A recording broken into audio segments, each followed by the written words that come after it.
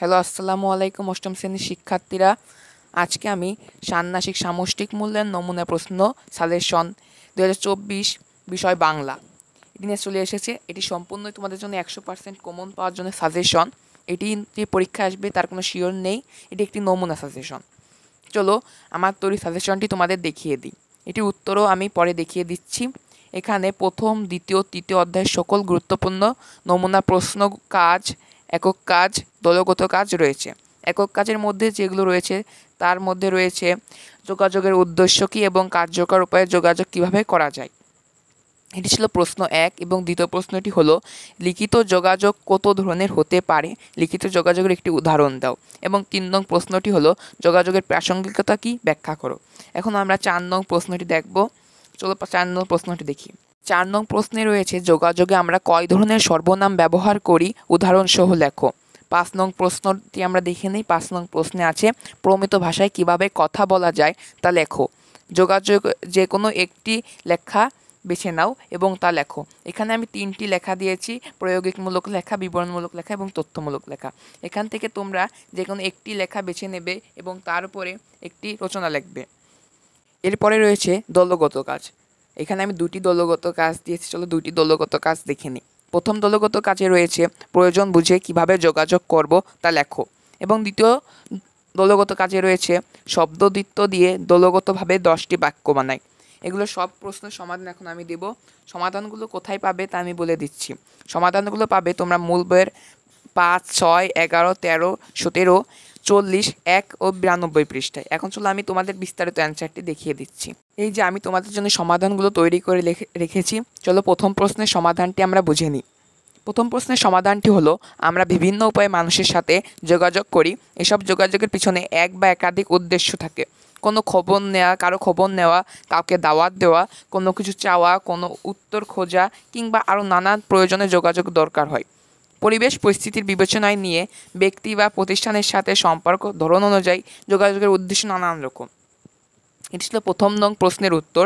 এখন আমরা দ্বিতীয় প্রশ্নটির উত্তর দেখে নিই। দ্বিতীয় প্রশ্নটির উত্তর হলো লিখিত যোগাযোগ নানান ধরনের হতে পারে। ব্যক্তিগত যোগাযোগ, প্রাতিষ্ঠানিক যোগাযোগ ইত্যাদি। প্রাতিষ্ঠানিক যোগাযোগের নমুনা হচ্ছে আবেদনপত্র আর ব্যক্তিগত যোগাযোগের নমুনা হচ্ছে চিঠি। এখন আমরা প্রথম ও দ্বিতীয় প্রশ্নের উত্তর দেখে নিলাম। এখন আমরা একক কাজ 3-এর উত্তরটি দেখে নেব। চলো আমরা 3 নং প্রশ্নের উত্তর দেখে নিই। 3 নং প্রশ্নের উত্তরটি হবে যোগাযোগের প্রাসঙ্গিকতা বলতে যোগাযোগ যে নির্দিষ্ট বিষয়ে হচ্ছে তা বজায় রাখা, অন্য বিষয়ে না যাওয়া। এই অ্যান্সারটি খুবই ছোট, তোমরা ইচ্ছা করলে এর চেয়ে বড় বানিয়ে লিখতে পারবা। এখন আমরা 4 নং প্রশ্নের সমাধান দেখে নিই। যোগাযোগে বাংলা ভাষায় 3 ধরনের সর্বনাম ব্যবহার করা হয়: সাধারণ সর্বনাম, মানি সর্বনাম এবং ঘনিষ্ঠ সর্বনাম। এর উদাহরণগুলো আমরা প্রশ্নে দিতে বলেছিল, উদাহরণগুলো দিই। সাধারণ সর্বনাম ও দাদি তোমার হলো কি, ঘনিষ্ঠ সর্বনাম ও দাদি তোর হলো কি, এবং মানি সর্বনামটি আমরা দেখে নিই। মানি সর্বনাম হলো ও দাদি আপনার হলো কি। এখন আমরা 5 নং প্রশ্নের উত্তর দেখে নিই। মান্য ভাষা, প্রমিত ভাষা বলতে সেই ভাষা বৈচিত্র্যকে বোঝানো হয়ে থাকে বা যা সমস্ত ভাষাগোষ্ঠীর মধ্যে একই ভাষার ভাব বিনিময় ব্যবহারের জন্য একটি অভিন্ন ভাষা প্রমিত রূপে ব্যবহার করা হয়। এটি ছিল 5 নং প্রশ্নের উত্তর। এখন আমরা 6 নং প্রশ্নের সমাধান দেখে নেব। 6 নং প্রশ্ন ছিল যে কোনো একটি লেখা বেছে নাও এবং লেখো।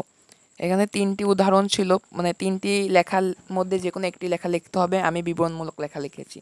বিষয় নজরুল জয়ন্তী উপলক্ষে ভাষণ। আমি পড়ে দিচ্ছি না, তোমরা পড়ে নেবে। এবং দলগত কাজ 1-এর প্রশ্ন ছিল প্রয়োজন বুঝে কিভাবে যোগাযোগ করব তা লেখো।